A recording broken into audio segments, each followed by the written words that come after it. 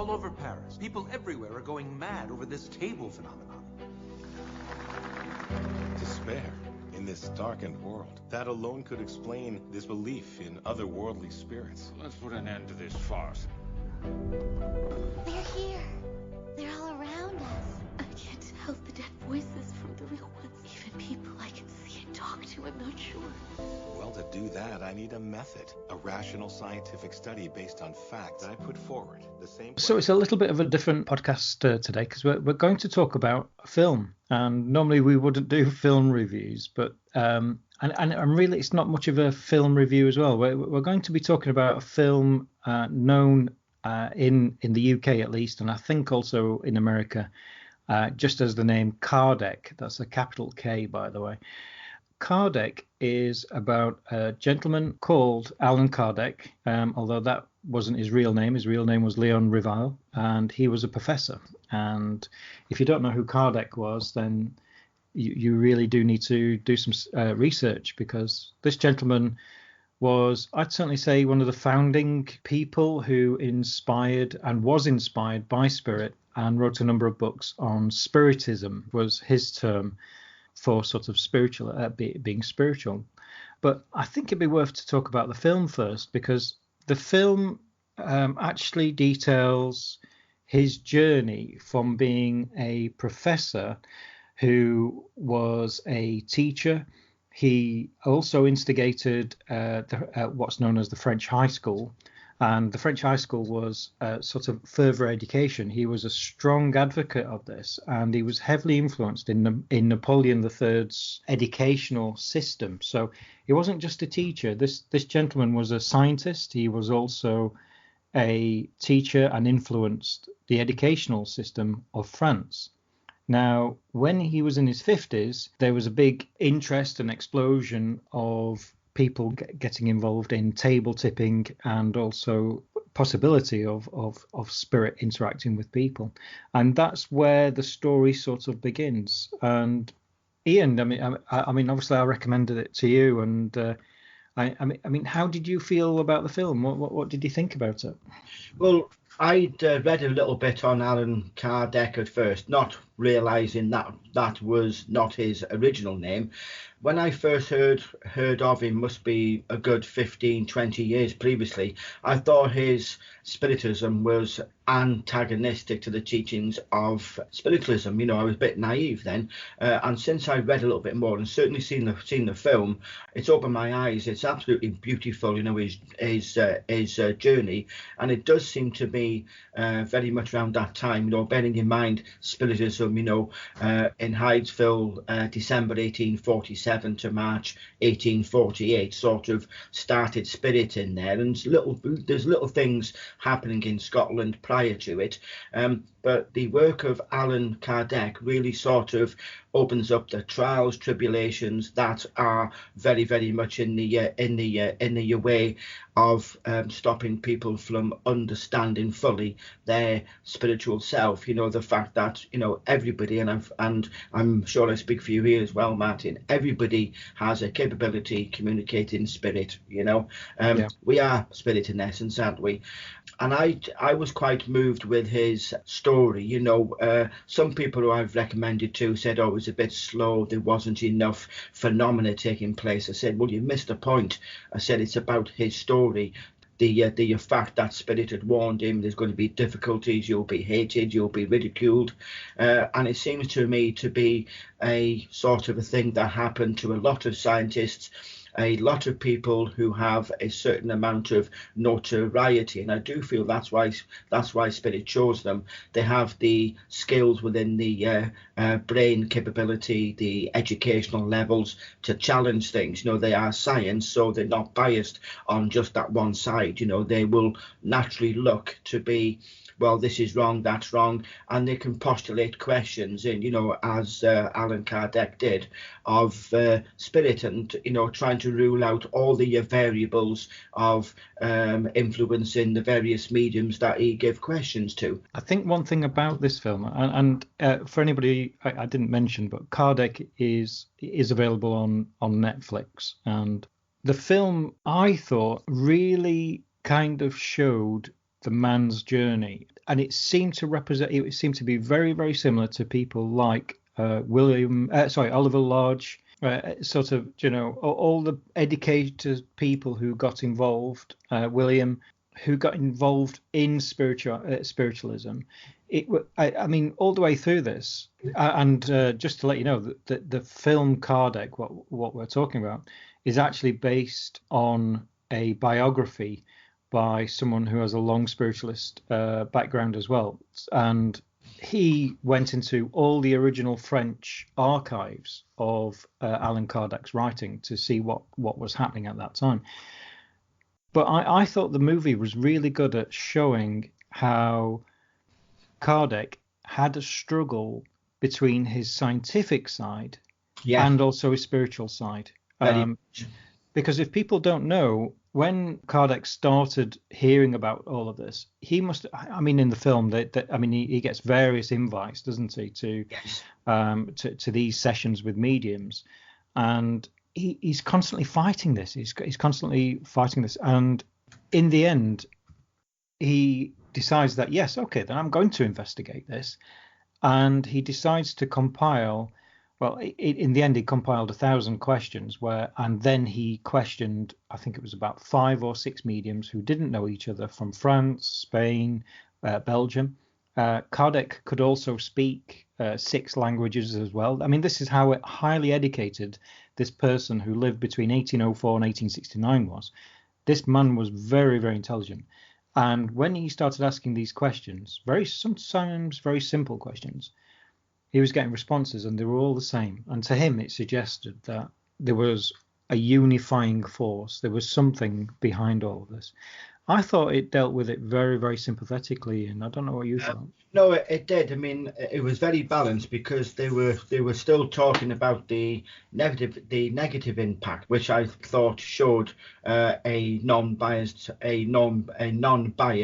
view of the film and of his story, and I just get that sense, it was interesting to say the struggle he had, because he is coming from this sort of place, I dare say, of having rigid thinking, in the fact of common sense. The world is round, it goes, it orbits the sun, there's this, I've been all of it and all the languages, but I just felt that when he was having somebody went into trance and they relayed a message from a person, the bloke on the bridge. I won't give it away if you want to watch the film, because it'll be, I don't want to be spoilers as such, but he had a message, and that was very, very moving, and that was put over, the sort of side of he was helping people and he had that thank you back, so thinking that it gave over into the film that your actions, however simple they may seem to you, and however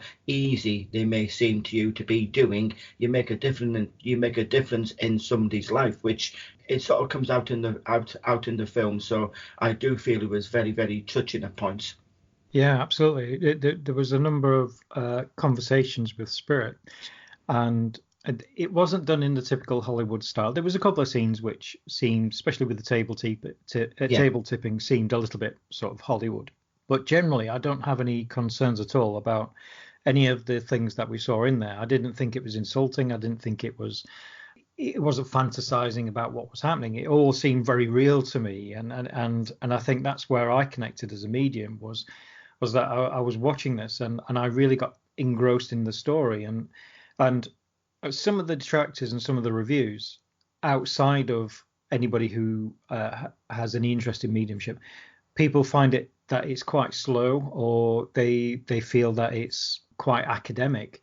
But I think that's because the director has sympathetically looked at Kardec, although, as Ian says, there are negative aspects in there about Kardec's personality and a couple of things that he does in there.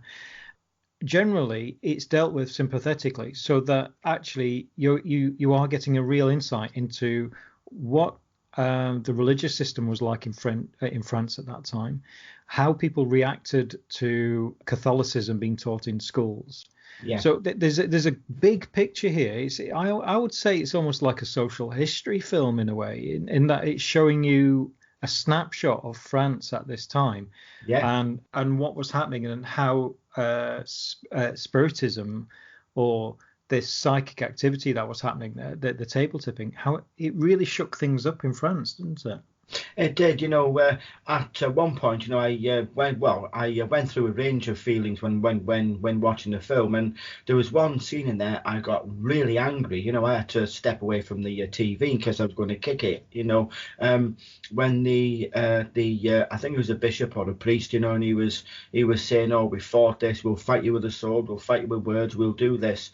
And I thought, that's been going on since, the first meeting of Nicaea in about 340, 340 AD. You're thinking, surely people's, life, the way that even, obviously Victorian era was the investigation, we could get around the world, we could do all this sort of thing, the origin of species in 1871 and all that type of thing. And yet it seems, and I'm not having a go at faith and religious base, but it seems to be standing still. It's got to be this rigid thing and nothing else fits. If it goes against it, we are not moving.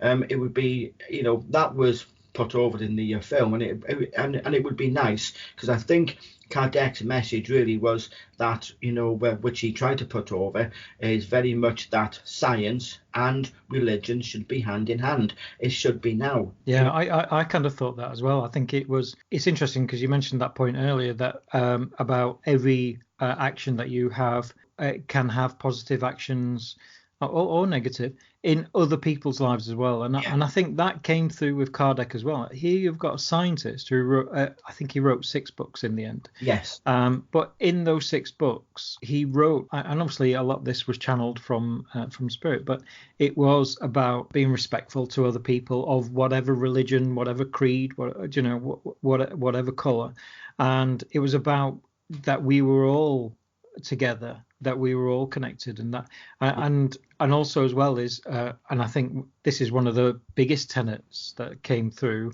was that we should all be charitable to each other.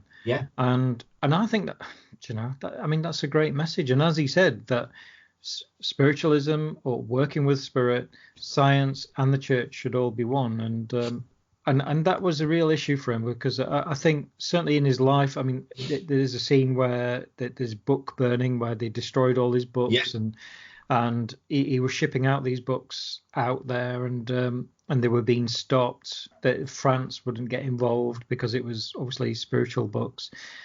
But I think one thing that came out of it, and which was true, was that by actually destroying his books, actually, it gave him greater publicity. It actually spread his ideas and his thoughts around the world. And in fact, the director of this film, Wagner De Assis, he's actually Brazilian, and it was filmed in Brazil. I didn't realize it was a Brazilian film. No, I thought actually it was French. I thought it was French or Brazilian, because I don't know if you watched. I watched the dub version. I just turned the subtitles off, but I thought it was French. Yeah, and the dubbed version actually was really good. Whoever the actors were did an absolute amazing job. At no time, it didn't feel like I was watching a spaghetti western or anything. It actually was done very, very well. I'm reading the interviews. What I can see is that it was all done, kind of very, very hands-on. That it was important that a lot of the comments in there, a lot of the speeches and things that happen in the film actually happened and were actually charted at the time. Now, I've talked to a number of people who've seen it since, and one thing that they say is, well, it couldn't have happened like that. Now, my argument is, well, okay, then here we have Professor Rivard, who's created, along with a number of people, obviously the educational system, the higher educational system of France. He was a tutor himself. He used to teach poor children as well as the rich children. This person had a fantastic, amazing life ahead of him, but yet he walked out of teaching, walked out of this. He was in scientific groups in France, and yet he stood up after doing all of this research and said, yes, there is a spirit, there is spirit, and they are communicating with us. And he looked at this scientifically. The things that happen in the film were written about by Kardec because for 11 years he wrote, he had his own magazine, Spiritism magazine. He wrote in there about his experiences and what happened. I don't think Kardec was a person to over elaborate. How do you feel about that, Ian? I think the things that happened in the film actually happened. I mean, yeah, sorry, Martin, I would totally with you that, because he's a very principled man, in the fact of, they wanted to enforce certain things in the curriculum at that time, and he said, no, I'm not having this. I'm not going to be forcing religion on people, So he stood back. So he's a principled person, and that alone should speak volumes about the fact that he would not be fabricating. He's too principled for it. Absolutely, yeah. I mean, the fact that he pulled together 1,000 questions, meticulously searched out particular mediums, and made sure that they couldn't. I mean, don't forget that. I mean, this is way before a proper postal system. You could say, okay, all the mediums he talked to, the 6 mediums he talked to, and gave these and he went and interviewed these people. They could have known each other. How could they have known each other in 1850 at that time? They couldn't have. And I'm pretty sure that Kardec would have made sure, he would have done pre-research on who these people were and on what they were related to. And I generally think that what Kardec is one of those people who've been sidelined, I think. Now, certainly in the UK and probably in Western society as much as anything, I think he's been sidelined. But this week it's been great because I found that there are Kardec centers in America, and they do very charitable and spiritual work. And then researching this podcast and why the film was made in Brazil, there are actually 15,000 Kardec study groups in Brazil. Wow. I know. Absolutely incredible. Yeah. Well, I didn't think Brazil... I mean, obviously Brazil has a tradition of magic and kind of having folkloric beliefs and that sort of thing. But they really took to Kardec and that's why it was filmed in Brazil, because obviously one of the things is the director had actually done a previous film about somebody called Chico Xavier, who again was a Kardecist, or he kind of followed Kardec, and he was another spiritualist who again operated for I think 50 years if I remember correctly. But Chico Xavier, I've never heard of him before, but apparently again he was kind of along the line of Kardec himself. So it really did throw up a lot of questions, and I really did. I do recommend this film for everybody, and I would say that it's not like a traditional film. It looks absolutely beautiful. It's very, very well acted. I think the actors in it, I thought they were fantastically cast. I thought the 2 main leads of Kardec and his wife, they were just great. I thought one of the criticisms I get from people who I've talked to about it is there's not enough phenomena. As I said earlier, it isn't about that. It's the fact of his story, and you do feel people want to step back a little bit. There are various phenomena taking place, the automatic writing, trance, and it's just I do feel people want to be more focused on the ardua and what faced spiritists, spiritualists in the in that early of the mid-Victorian era, and what struggles now come over when people challenge what is the accepted norm. And I feel it is of import. I mean, I do it very much myself.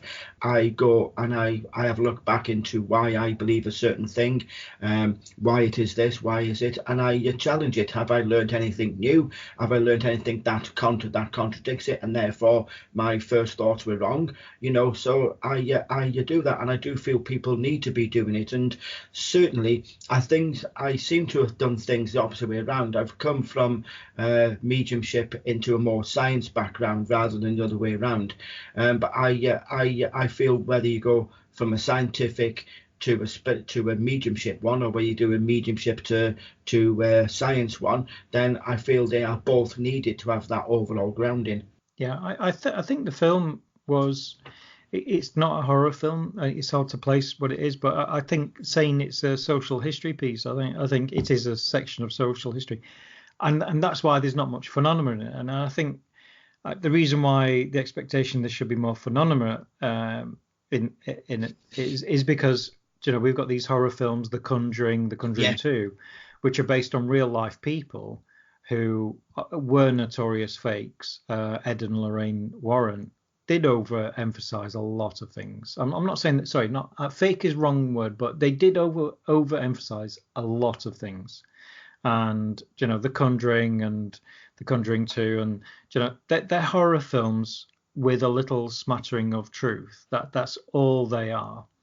And as I say, I think the film, I think it wouldn't have been right if we kept having jump scares, or if we had kind of people possessed with white eyes and kind of cobwebs everywhere. It's not that kind of film, and I do recommend, if you are interested in mediumship and you've got Netflix, or do check it out, because it's a gentle film. It runs at its own pace, and I think it's a real interesting insight. And I think many people who watch it will look at the film and think, well, that was 150 years ago. What's actually changed? And there is still kind of the people still ridicule mediums and still ridicule Kardec's work, but I honestly think I think it's a great film for people to watch. And if you've got an interest in this, just take it for what it is, and listen to the messages that come through from Spirit and come through the story, because I think they're very strong and positive messages, and I really liked it. I must admit, I think it's one of the best sort of spiritual films I've seen. Really, a lot of them are too over the top, really. But this one, I think, has been done in such a way. It's beautiful to look at. It's amazing what they've done, how it looks, in how France looks at that time. And it gave me an insight into what the history was like at that time as well. That Napoleon III and the Catholic Church suddenly being taught in schools again. I didn't know any of that, really. And also as well, is it gave me a real insight into who Allan Kardec was. That's the main thing. And one thing, I think we had a chat on Monday, just sort of planning what we're going to do in the podcast, and it was interesting that the fact that I know French mediums, mediumship isn't allowed in France, and that I think stems from the problems that Allan Kardec faced. There were no spiritualist centres in France. There's no mediums, operating mediums, nothing.